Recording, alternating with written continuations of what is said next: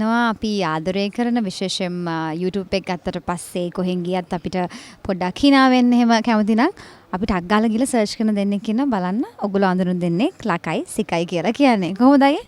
හොඳයි. හොඳයි ඉතින් හොඳයි. අද දවස මම හිතන්නේ ජීවිතේ ලස්සනම හොඳම දවසක් කිව්වොත් හරිද? අනිවාර්යයෙන්ම ජීවිතේ කවදාවත් උදා වෙලා නොතිබ්බ දවසක් අද මම හිතන්නේ ජීවිතේ මතකම හිටින දවසක් වෙයි. අනිවාර්යෙන් අපේ මේ අත්දැකීම ජීවිතේ කවදාවත් ලැබිලා නැහැ. බලමු මේක ඉස්සරහට උපරිමයේ පලන ලා ගන්න try කරනවා. තාම කිව්වේ නැනේ මොකද්ද කියලා ඒක තමයි මේක. කියන්නකෝ අපිට කොහොමද ඒ අවස්ථාව? අපි රංගනයෙන් දායක වෙන පළවෙනි සිනමා කෘතිය.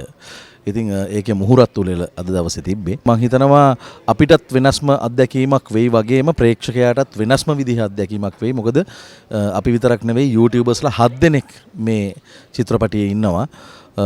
ඉතින් ප්‍රේක්ෂකයාට වෙනස්ම අත්දැකීමක් වෙයි. කන්ටෙන්ට් ක්‍රියේටර්ස්ලා ගත්තාම ලංකාවේ ලෝකේ ඕන තරම් ඉද්දී ඒ 7 ඇතුලේ ඉන්න එක ගැන මොකද හිතෙන්නේ? ඇත්තටම ගොඩක් සතුටුයි. එතනට එන්නේ ඉතින් අපි ගොඩක් කැපකිරීම කළා තියෙනවා. ඒකට ගොඩක් මහන්සිලා තියෙනවා. ඒ මහන්සිය ප්‍රතිඵල තමයි ඉතින් අද අපිට මේ විදියට ලැබෙන්නේ.